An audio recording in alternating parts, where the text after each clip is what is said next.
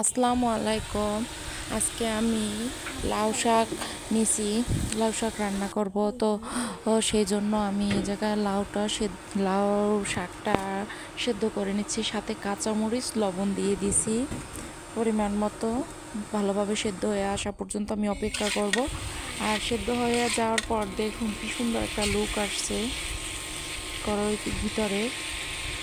তারপর ভালোভাবে সেদ্ধ হয়ে গেছে। এখন আমি পর্যায়ক্রমে কি করব, ঢেলে নেব। ফ্রাই প্যান দিয়ে ঢেলে নেওয়ার পর আমি এই জায়গায় তৈল আর পেঁয়াজ রসুন দিয়ে দেব। এইভাবে রান্না করে কে কে খাইছেন। আর এখন আমি পেঁয়াজ রসুন হালকা তৈল দিয়ে দিছি।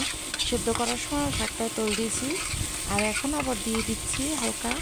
তো ন্যাচারাল যে আমরা বাগার দিই ওইটাই আজকে করলাম। শাকটা সেদ্ধ করে লবণ আর কাঁচামরিচ দিয়ে তৈল দিয়ে দিয়েছিলাম, বাগার দেওয়া হয়ে গেছে। এবার আমি পেঁয়াজ রসুন ভালো ভালো ভাজা ভাজা করে তারপর আমি লাউ শাকটা বাগার দিলাম। দেওয়ার পর দেখুন সুন্দর একটা লুক আসছে।